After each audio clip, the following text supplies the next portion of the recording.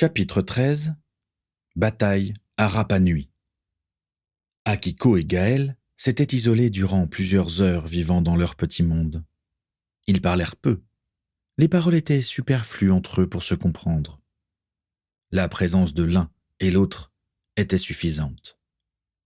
Avec des petites attentions, des petits gestes amoureux, la grossesse de la jeune femme les avait rendus encore plus proches qu'ils ne l'étaient déjà, si c'était possible. « Je me demande si je serai un bon père, » dit Gaël. « Le mien était un grand capitaine, et il m'a appris des valeurs qui ont guidé ma vie et mes choix, et le font encore aujourd'hui. Est-ce que je saurais faire de même ?»« J'en suis sûr, » assura Akiko. « Tu es, toi aussi, un grand capitaine. Notre enfant sera pétri des mêmes valeurs que nous. Il sera un grand pirate de l'Ankou. Il aura ta sagesse. Il aura ta beauté et ta force. Et ton sens du combat. Plutôt le tien. Il sera un mélange de nous deux, nos qualités et nos défauts. On risque de sacrées prises de tête avec lui, sourit Gaël, têtu comme nous sommes l'un et l'autre. Akiko répondit à son sourire et se pressa contre lui. Tout se passerait bien. Il resterait toujours auprès d'elle. « Eh bien, ça se câline ici !» lança une voix venant de plus haut. Morgan et John atterrirent juste devant le couple. « Ça y est, » dit Gaël. « Vous avez fini le programme. » « C'était dense et assez ennuyeux par moments, » dit John.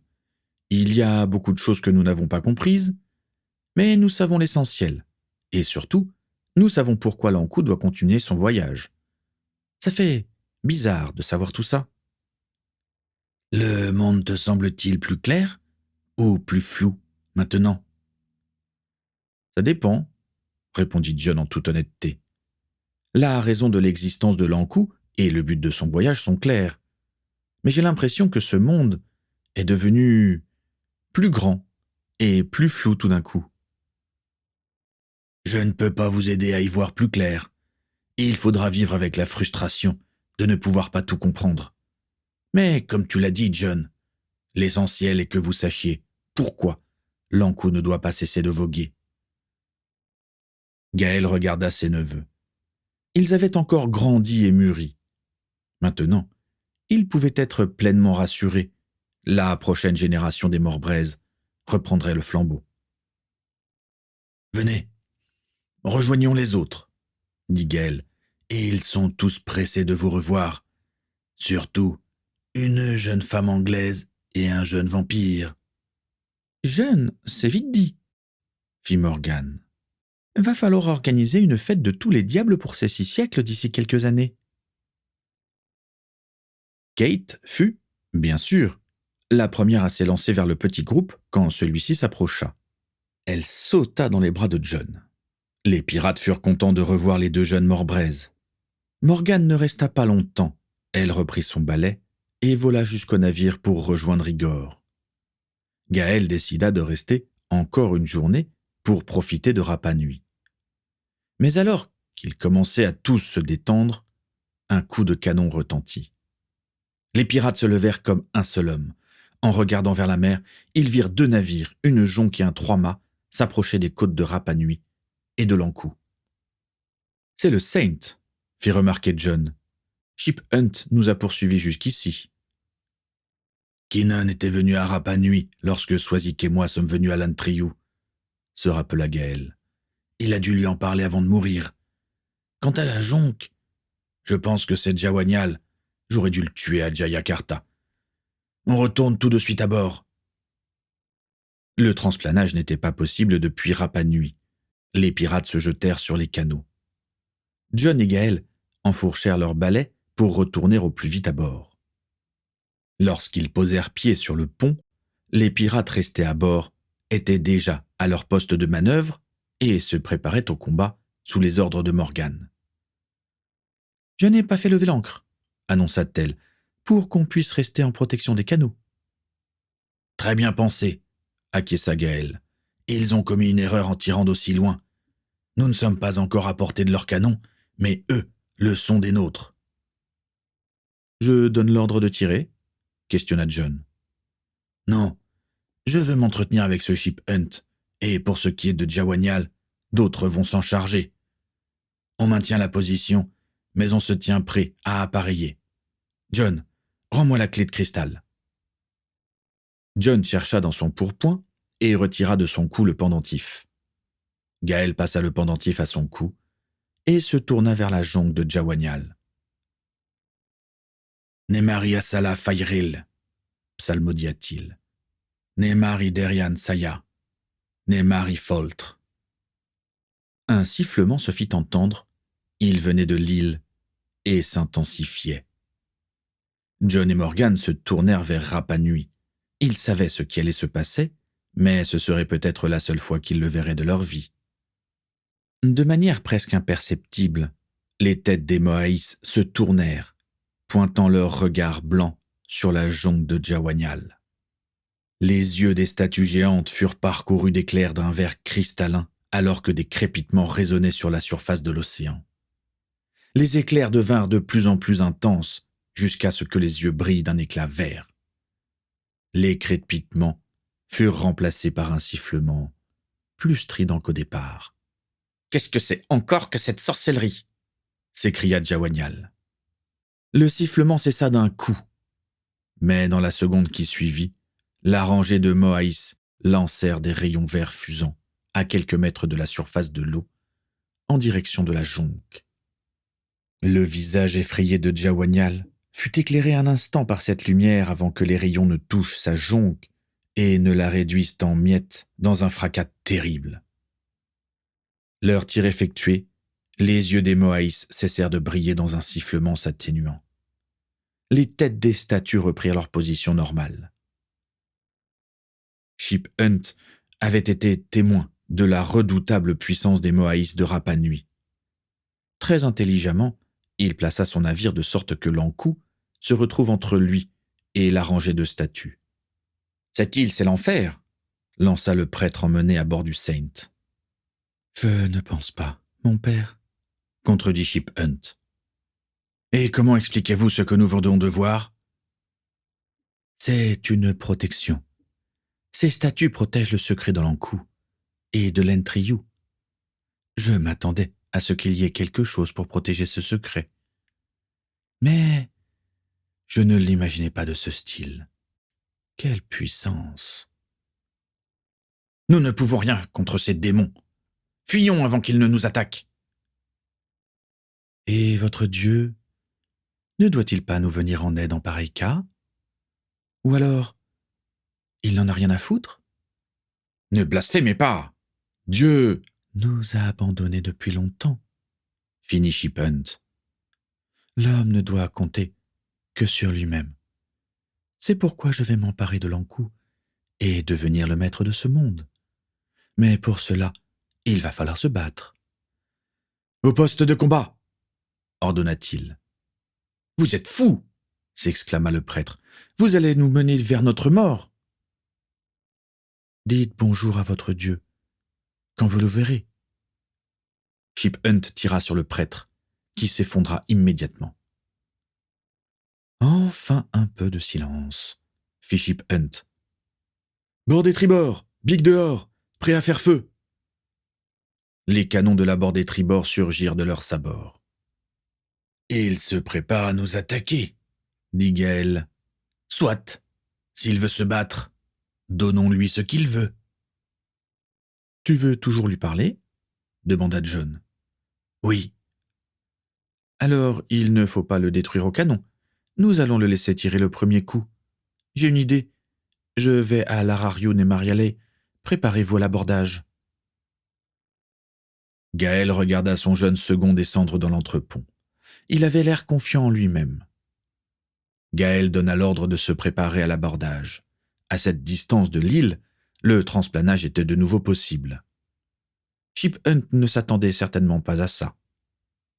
John paya le tribut de 100 et entra dans Larariun et Marialei. Ce serait la première fois pour lui qu'il l'utiliserait. Il se vida l'esprit et plongea les mains dans le liquide retenu dans l'autel.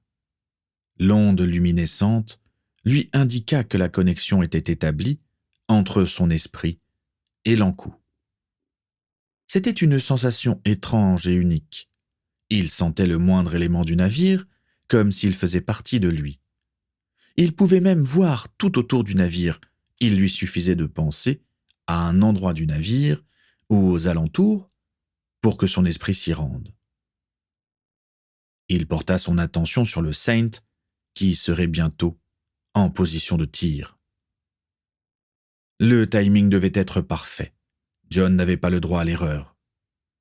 Il garda à l'esprit ce qu'il voulait faire et surveilla les canons du Saint. Le navire de Ship Hunt s'approchait dangereusement. Et enfin, les bouches des canons crachèrent le métal. Aussitôt, la coque de l'encou se couvrit de plaques de métal. Les boulets ricochèrent dans un fracas de tous les diables, faisant trembler le navire pirate. Gaël sourit. John avait réussi avec brio. Aussitôt la pluie d'acier terminée, Gaël hurla l'ordre d'abordage. Les pirates, réunis par petits groupes, transplanèrent jusque sur le pont du Saint. Les premiers coups de sabre et autres armes blanches furent donnés par les pirates sur des marins totalement surpris de cette apparition soudaine. Mais rapidement, ils commencèrent à répliquer. Les coups et les tirs pleuvaient dans toutes les directions. Dennis avait suivi les pirates et jouait de la rapière. Il monta sur la passerelle et se trouva face à Ship Hunt. « Monsieur Tuckson, fit Ship Hunt, quelle surprise de vous voir ici. »« C'est fini, Ship Hunt, dit Dennis. Vous avez perdu. »« Pour cela, il faudra me tuer. La bataille n'est pas terminée. »« Le capitaine Mowbray veut vous parler. Rendez-vous tout de suite. »« Oh, ainsi vous êtes devenu un pirate. Que dirait votre père en sachant cela? Quelle disgrâce pour le nom des Tuckson. J'essaye d'avoir un minimum d'honneur contrairement à vous, à mon père ou au gouverneur. Vous ignorez tout des pirates de l'encou. Car, vous savez quoi sur eux? Ce soi-disant but qu'ils poursuivent? Vous le connaissez? J'ai foi en eux. Ce sont des hommes et des femmes d'honneur. Soit. Je respecte ça. En garde, monsieur Tuckson. Ship Hunt dégaina son sabre et fit face à Dennis. Le lord anglais se fendit pour attaquer. Ship Hunt dégagea la pointe de l'épée et contre-attaqua d'une coupe en diagonale de haut en bas. Dennis la para avec la dague qui armait sa main gauche. Ship Hunt ne lui laissa pas le loisir de contrer et le poussa en arrière d'un coup de pied à l'abdomen. Dennis tomba sur son séant, adossé au bastingage. Ship Hunt vint à lui le sabre haut. Le chasseur de pirates abattit sa lame sur Dennis, qui l'amortit avec sa dague. Sans même se relever, Dennis tenta un coup d'estoc au corps, mais Ship Hunt pivota pour l'esquiver de peu. Il ne put faire de même avec le coup de pied qui suivit et qui le repoussa en arrière. Dennis en profita pour se relever, prêt à continuer ce combat. Morgan se battait avec rage. Les marins du Saint tombaient sous ses coups d'épée. Elle lançait régulièrement un sortilège pour désarmer ou faire tomber un ennemi. Elle repéra son ami Johan, occupé avec plusieurs adversaires. Obnubilé par ceux qui lui faisaient face, il ne vit pas celui qui s'approchait dans son dos. Morgan piqua un ennemi à l'estomac, le forçant à se plier en gémissant de douleur. Elle sauta pour prendre appui sur lui et bondit. Elle arriva juste derrière Johan, tuant le marin s'approchant dans le dos de son ami d'un coup d'épée. « Je surveille tes arrières, » fit-elle. « Comme toujours, » sourit Johan en continuant de ferrailler. « Désolé pour l'autre jour. Au fait, j'étais un idiot. »« C'est oublié, » assura Morgan en parant un sabre et contre-attaquant dans la foulée. « Tarantalegra. Je suis sûr que tu trouveras une fille géniale un jour. »« On verra. Baisse-toi !» Johan se retourna en frappant d'un coup de pied circulaire l'ennemi qui venait par la gauche de Morgan, sa jambe passant au-dessus de la pirate. « Derrière toi !» fit Morgan en roulant entre les jambes de Johan. Elle s'arrêta sur le dos, l'épée plantée dans le cœur d'un adversaire. Elle tendit sa baguette, alors que le cadavre encore chaud glissait le long de sa lame vers elle. Répulso. Le corps fit un vol plané sur plusieurs mètres. Morgan vit 2 ennemis arriver par les côtés simultanément. À droite, cria Johan en se portant sur la gauche de son ami. Morgan roula sur le côté indiqué par Johan en lançant un éclair de stupéfaction. Elle se releva et se tourna vers Johan. Et là, elle se figea. La lame du marin avait transpercé Johan de part en part. Son sang coulait sur le pont. Morgan hurla de rage en tendant sa baguette sur la tête du marin. Celle-ci explosa en un panache de chair et de sang. Johan bascula en arrière. Morgan le rattrapa au vol, le faisant s'allonger. « Johan, tiens bon !» fit-elle. « Juste un !» « Dommage, » souffla Johan. « J'aurais aimé connaître une fille qui m'aime. Mais j'aurais préféré que ce soit toi, cette fille. »« Ne parle pas !» pleura Morgan. « Garde tes forces !» Mais le corps de Johan se relâcha d'un coup, en même temps que ses yeux se fermèrent. Les larmes de Morgan tombèrent sur son visage, devenu paisible. Le duel continuait entre Chip Hunt et Dennis. Les 2 hommes se rendaient coup pour coup. « Je vois que vous vous battez très bien, » fit Chip Hunt, « mais ce ne sera pas suffisant pour me vaincre. » Dennis attaqua de nouveau, visant le visage. Chip Hunt para en dégageant la pointe vers le haut et entra immédiatement au contact pour marteler le foie de Dennis d'un coup de poing. Il l'obligea à se retourner, fit voler sa rapière d'une passe d'armes. D'un coup de pied à l'arrière du genou, Chip Hunt le fit tomber, accroupi. Dennis voulut frapper de sa dague sans se retourner, mais d'un coup de sabre, Chip Hunt lui trancha le poignet. Dennis hurla de douleur en ramenant son bras contre lui. Chip Hunt releva sa tête en tirant sur les cheveux. Il posa sa lame sur la gorge du lord. « Vous auriez mieux dû choisir votre camp, monsieur Tucson, » dit Chip Hunt. « Vous allez mourir dans le déshonneur. »« Expelliarmus !» Le sabre de Chip Hunt vola hors de sa main. Il leva les yeux sur le capitaine Gaël Morbrez, qui le toisait en le menaçant de sa baguette. « Lâchez cet homme immédiatement !» ordonna Gaël. « Soit !»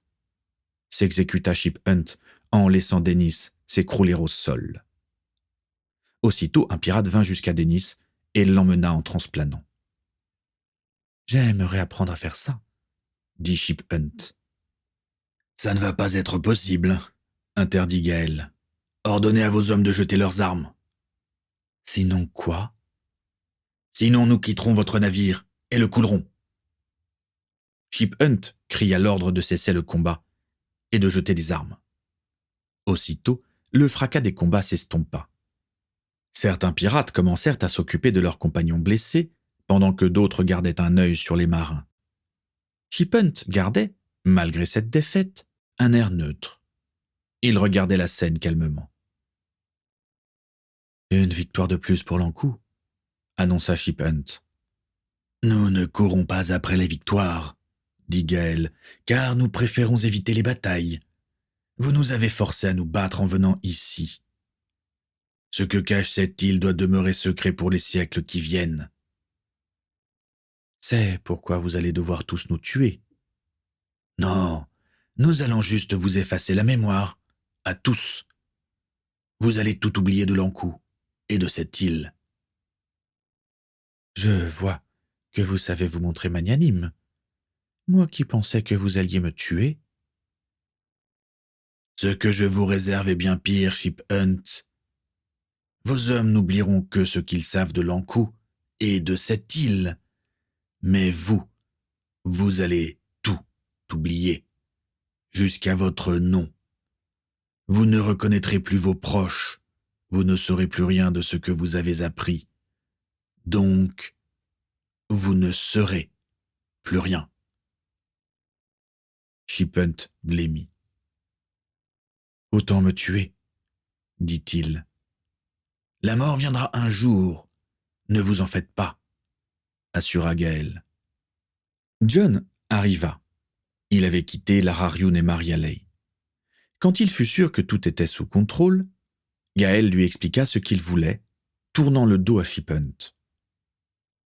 Ce dernier se dégagea de son garde en l'égorgeant avec un poignard dissimulé dans sa ceinture. Il se jeta sur le capitaine de l'Ankou, en hurlant de rage. Gaël n'eut pas le temps de se retourner, la lame se planta dans son dos, et il s'écroula dans les bras de son neveu. « L'Ankou est à moi !» hurla Shiphunt. Il ne vit qu'une ombre passer devant lui.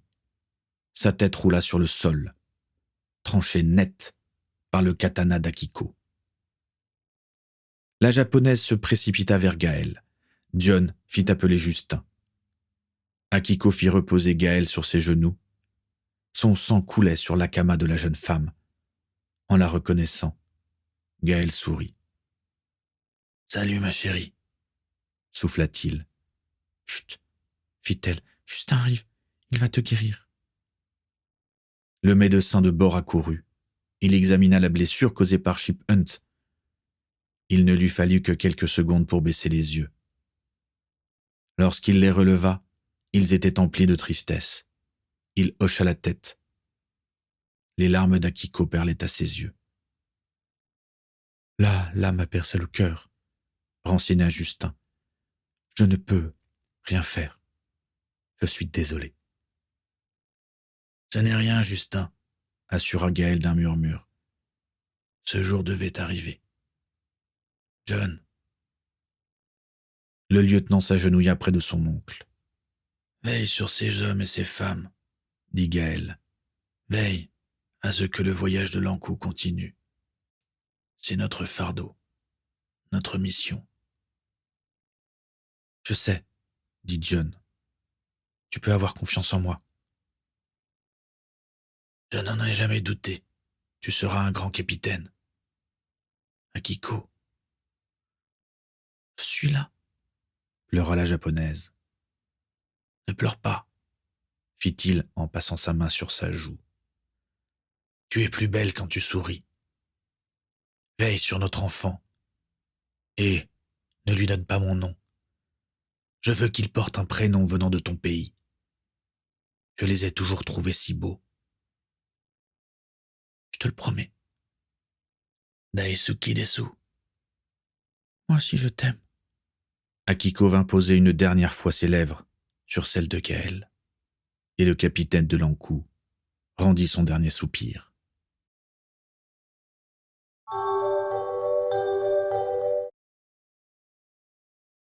Épilogue, jusqu'au bout du monde et au-delà. Les pirates de l'Ankou abandonnèrent le Saint et son équipage hagard, ignorant où ils étaient et pourquoi. L'Ankou reprit la mer, s'éloignant de Rapa Nui, jusqu'à la prochaine génération. Sur le pont, alignés sous des linceuls blancs, les pirates tombés lors de la bataille attendaient dans le silence. La nuit était tombée. John attendait sur la passerelle, regardant au loin sur l'horizon. Il était perdu dans ses pensées et ne remarqua la présence de Kate que quand elle l'entoura de ses bras. Ils gardèrent le silence encore un moment. « Ils t'attendent, » dit-elle. « Je sais, » répondit-il, « mais je ne sais pas si je trouverai les mots. »« Tu dois juste laisser parler ton cœur. Ils sont conscients que ce n'est pas facile pour toi non plus. »« Comment va ton frère ?»« Il va bien. Justin l'a soigné. Il lui faudra un peu de temps pour s'habituer à n'avoir qu'une seule main, mais je lui fais confiance pour ça. Morgane a l'air de s'en vouloir pour Johan. Elle est forte, mais c'était son meilleur ami. Et il lui faudra du temps. Quant à Akiko, elle survivra, assura Kate. Elle a perdu le capitaine, mais elle porte son enfant. Elle sera forte pour lui. Un souvenir du capitaine. Tu as sûrement raison. Bien, allons-y. John et Kate descendirent sur le pont. Les hommes firent silence. John ne parla pas durant un moment. Il regardait les corps alignés sachant que celui qui se trouvait juste devant lui n'était autre que Gaël. C'est une nuit plus sombre que les autres pour nous, commença John.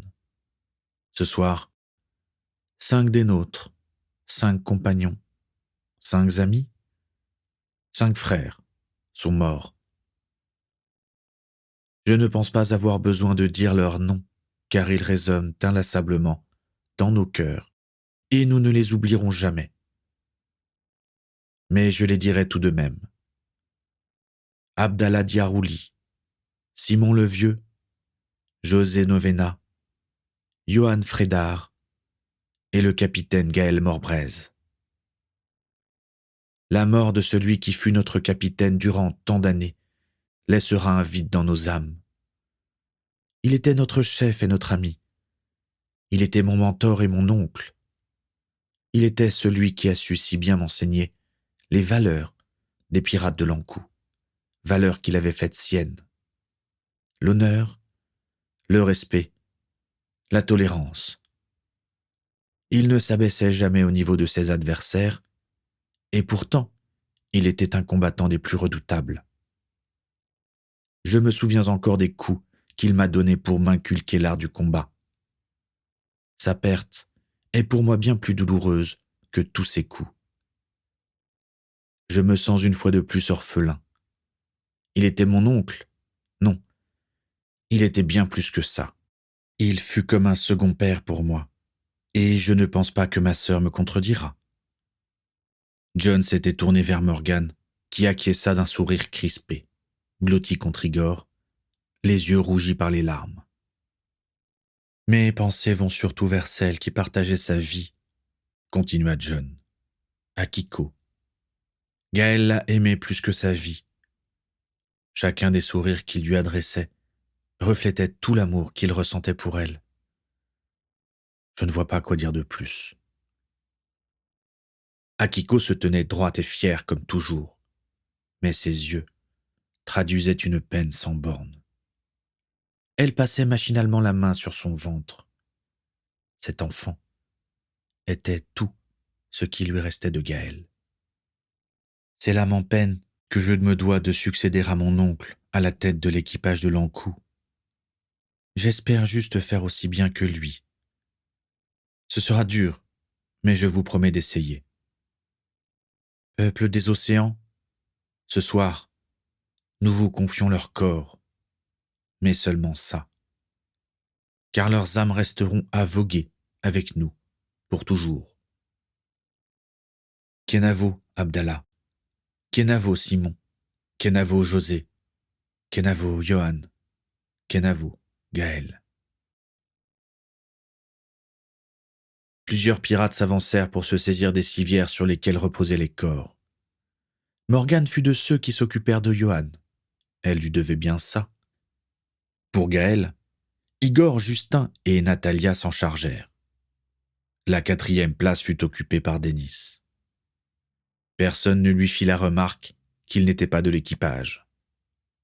Ce soir, ils étaient tous frères. Les corps glissèrent silencieusement dans l'onde glacée. John resta un moment à observer les flots. Kate lui tenait une main. Morgan vint lui prendre l'autre. « Quels sont les ordres, capitaine ?» vint demander Igor. John se rendait à peine compte qu'il devait maintenant commander l'Ankou. Cela lui faisait peur, mais il ne reculerait pas.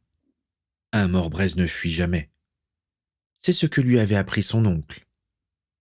Il serra sa sœur contre lui quelques secondes et déposa un baiser sur les lèvres de Kate avant de se tourner vers son second. « Cap au sud-est » ordonna-t-il.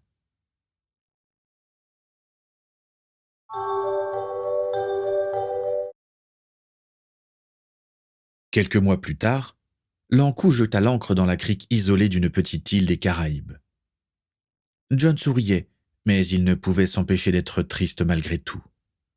Un autre de ses compagnons allait le quitter aujourd'hui. Helmut était occupé à passer de main en main. Tout le monde voulait dire au revoir à l'humain le plus ancien sur le navire. Enfin, Le vieux gabier arriva à John. Ils se serrèrent la main dans un premier temps, mais cet instant d'émotion dérapa jusqu'à une franche accolade. « Tu es sûr de vouloir quitter le bord ?» demanda John pour la énième fois. « Il faut mieux que je le fasse maintenant, avant d'être un poids pour tout le monde, » dit Helmut. « Place aux jeunes. J'aurais aimé que tu deviennes mon second. »« Tu en as trouvé un très bien. Tout ira bien. Avec toi à la tête de l'encou, je sais que je peux partir sans m'inquiéter, tout comme Gaël savait qu'il pouvait avoir confiance en toi. » « Merci pour tout, mon vieil ami. »« Le dernier membre en date de l'équipage veut également te dire au revoir, Helmut, » lança Akiko en s'avançant. Akiko tenait dans ses bras un petit bébé, regardant autour de lui d'un air encore perdu. Il était né quelques jours auparavant. En respect de la volonté de Gaël, Akiko lui donna un nom japonais, Kaoru Morbraise. Helmut prit la petite fille dans ses bras en l'embrassant affectueusement. Le bébé rit en agitant les bras et les jambes. « Cette petite aura la force de son père et la grâce de sa mère, » fit le gabier en rendant Kaoru à sa mère. « Ça promet. Prends soin de toi, Akiko. »« Toi aussi, Helmut, » fit la japonaise en déposant un baiser sur la joue du gabier. « Ah, le soleil jusqu'à la fin de mes jours. Tout ira bien pour moi. Au revoir à tous. » John regarda tristement le canot déposer Helmut à terre. Le vieux gabier disparut rapidement par un chemin. Dennis se trouvait à côté de John. « Il va me manquer, ce vieux bougre ?» dit l'anglais. « Ouais, » acquiesça John. « Bien. Quels sont les ordres, capitaine ?» demanda Dennis.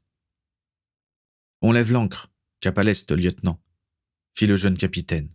« Jusqu'où ? » « Jusqu'au bout du monde. Et au-delà. »